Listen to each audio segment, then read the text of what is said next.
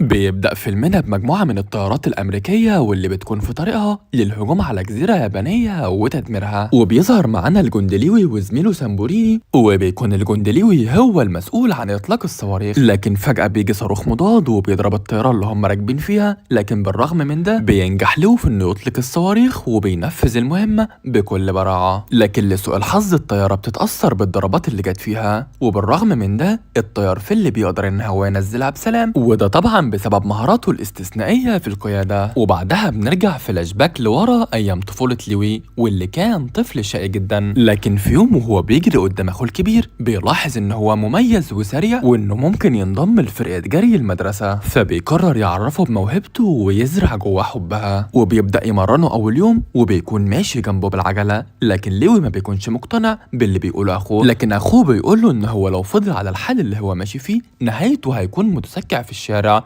أما لو سمع كلامه وركز على موهبته وآمن بيها هيكون أفضل عداء في العالم. وبيجي أول يوم ليو يجري فيه في المدرسة مع فريق الجري والكل بيكون بيشاهده، ومع إنه في الأول بيكون متأخر لكن أول لما الشاب اللي بره بيتريق عليه بيبدأ إن هو يجري بسرعة وبيفوز بالسباق والكل بينبهر بيه. ومع الأيام بيبدأ يتطور أكتر لدرجة إن أخوه ما بقاش قادر يمشي جنبه بالعجلة، وبيكبر لوي وبيكون أسرع عداء في أمريكا لدرجة إن هما بيلقبوه بالإعصار، وبيبدأ إن هو يمثل اسم أمريكا في الأولمبياد. ولما بيروح السباق ده عيلته بتكون متابعاه، ولما بيفوز في النهاية وبياخد جوائز كتيرة عيلته بتفرح جدا وبتحتفل بيه، وبينضم لوي للجيش الأمريكي وبرضه بيكون بيمارس الرياضة اللي بيحبها. لكن في اليوم ده بيعرف إن هو مكلف بمهمة خطيرة جدا لدرجة إنه ممكن يموت فيها، وده لأن الطيارة اللي هيطيروا بيها بتكون مجمعة من الخردة وغير آمنة تماما. لكن طبعا لازم ينفذوا الأوامر وبيركبوا الطيارة وبيروحوا ينفذوا المهمة، وللأسف اللي كانوا خايفين منه بيحصل، وأهم محرك في الطيارة بيبدأ يعطل وبتبدأ الطيارة في السقوط، وللأسف بيكونوا في وسط المحيط. وأول ما الطيارة بتصطدم بالمية بتيجي لنصين ولوي بيحاول يخرج منها لكن رجله بتكون محشورة في السلاح، وبعد محاولة كبيرة بيقدر إن هو يحرر نفسه ويطلع على وش المية بصعوبة كبيرة. لكن أول لما بيطلع على وش المية بيتصدم لأن الفريق بتاعه بيكون كله مات وما فاضلش غير 2 من زمايله، وهم مايك وفيل اللي بيكون مصاب في دماغه. ولحسن الحظ إن كان في عوامات موجودة فبيطلعوا عليها وبسرعة بيضمدوا الجرح بتاع فيل. ولوي بيدور على اي اكل موجود فبيكون فيه 3 باكيتات شوكولاته، فبيقول لزميله مايك ان هم لازم ياكلوا منها كميات قليله جدا لانها لازم تكفيهم فتره كبيره لحد ما يجيلهم الانقاذ. وبيعدي اليوم الاول وبيصحى لوي من النوم وبيتفاجئ ان زميله مايك اكل كل الشوكولاته اللي موجوده، فبيتصدم وبيبدا يتخانق معاه، لكن في النهايه بيسكت لان خلاص اللي حصل حصل. وبتعدي الايام ومفيش اي انقاذ بيجيلهم لدرجه ان هم ما بيلاقوش اي اكل ياكلوه. لكن فجاه وهم قاعدين بيجي طائر وبيقف على العوامة بتاعتهم وليوي بكل ذكاء بيقدر ان هو يصطاده، لكن لسوء الحظ ان بعد ما بياكلوه بيبدأ يتعب بطنهم جدا وبيستفرغوا كل اللي اكلوه، فبيبدأوا انهم يصطادوا اي سمك موجود وبينجحوا في ده، وده اللي بيخليهم يقدروا يعيشوا. وبتعدي الايام عليهم وهم في المية ومفيش حد جه علشان ينقذهم، وبعد 20 يوم بيستيقظوا على صوت طيارة واللي بتكون مقربة منهم، فبيمسك ليهم مسدس الاشارة فورا وبيضرب في السماء، وفعلا الطيارة بتلاحظ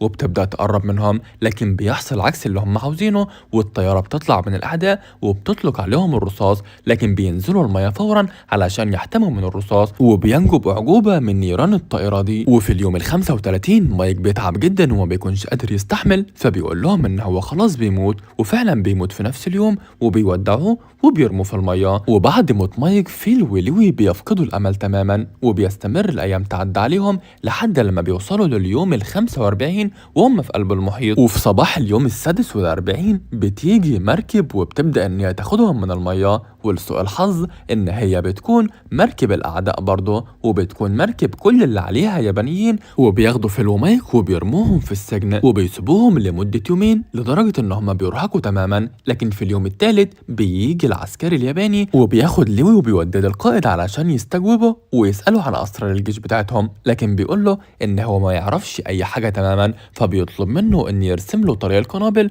وفعلا بيرسمه له، وبعدها بيرموهم اسبوع في السجن وبيدوا بيدولهم فتافيت من الأكل، وبعدها بيخرجوا ليوي وفيل من السجن، ودي بتكون أول مرة ليوي يشوف فيل بعد ما خرجوا من البحر. ولما ليوي بيشوف الجندي الياباني ماسك السيف بيفكر إن خلاص هيعدموهم، لكن بيبدأوا يطلبوا منهم إنهم يقلعوا هدومهم وبيغرقوهم بالمية وبيدولهم لبس كمان وبيغموا عينيهم وبيبدأوا ينقلوهم لمعسكر ياباني تاني خالص. وأول لما بيوصلوا للمعسكر بيبان إن في نظام وإن الموضوع مش سهل فيه تماما، وبيبدأوا يفرزوا الضباط على جنب والعساكر على جنب. كل ده وليوي ما بيكونش عارف إن هو داخل على أسوأ أيام في حياته، لأن القائد بتاع المعسكر أول لما بيشوفه بيقرر إن هو يضطهده وكان بيعذبه أكتر واحد فيهم. وفي أول يوم القائد بيبدأ يعرفهم هم فين وبيقول لهم إن هم أعداء اليابان وإنهم هيتعاملوا على أساس ده، وبيبدأ يسألهم اللي عنده موهبة معينة يرفع إيده. ولما بيعرف إن لوي عداء أولمبي بيقرر إن هو يطلعه ويخليه يتسابق مع جندي ياباني، لكن الجندي الياباني بيفوز في السباق لأن لوي بيكون تعبان ومش قادر حتى يقف على رجله. تاني يوم القائد بيخلي كل العساكر الأمريكان ينحنوا للعلم الياباني علشان يكسر كبريائهم. ولما الإذاعة بتعرف إن لوي عداء ومشهور جدا وفي الأولمبيات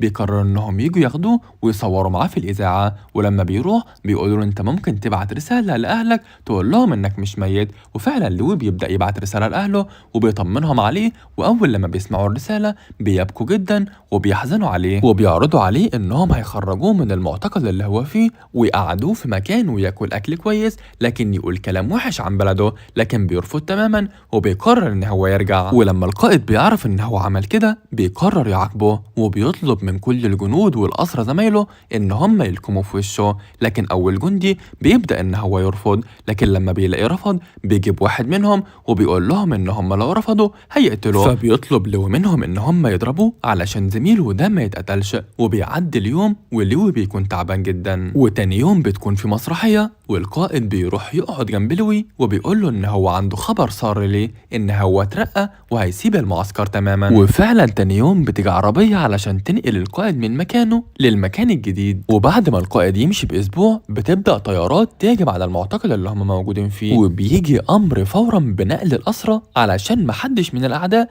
يوصل لهم، وبيتم نقل الأسرى لمعسكر أصعب من اللي هم موجودين فيه بمراحل، وبيكون فيه شغل شاق جدا ومحدش يستحمله. وأول لما بيوصلوا المعسكر التاني بيلاقوا فيه نفس القائد اللي كان موجود معاهم وبيقول لهم برضو إنهم أعداء اليابان وهيتعاملوا على أساس ده. وأول لما بيشوف لوي بيبدأ إن هو يضربه برضه لأنه بصله، وبيفهمهم القائد الشغل وبيحذرهم إن اللي مش هيشتغل هيتعدم فورا. لكن برضه القائد الياباني بيكون مضطهد لوي جدا لدرجة إنه في يوم بعد ما بيكون تعبان من الشغل بيجيبه وبيبدأ يوقفه قدامه وبيطلب منه إنه يشيل خشبة وزنها تقيل جدا، ولوي بيكون تعبان جدا، لكن بالرغم من ده بيقدر إن هو يشيلها بعد محاولة صعبة جدا وبيقدر إن هو يرفعها عند رقبته. فبيقول له القائد إن هو لازم يرفعها أكتر، وبيقول للجنود اللي جنبه إن هو لو نزلها يضربه بالرصاص، لكن لوي بيستجمع قوته وبيرفع الخشبة وبيبين قد إيه هو قوي وإنهم أقوى منهم بكتير. لكن لما القائد الياباني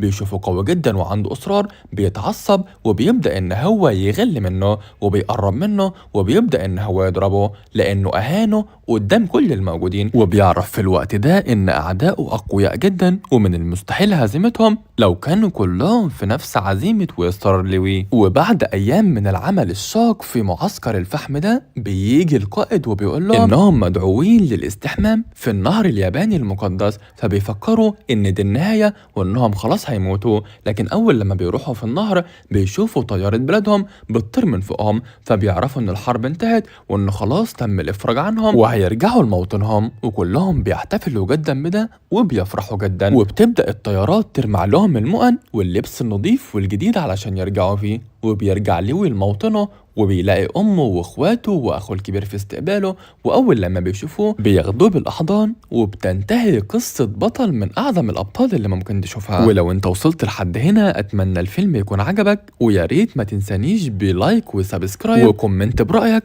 لأنه طبعا يهمني، وما تنساش تصلي على النبي. سلام.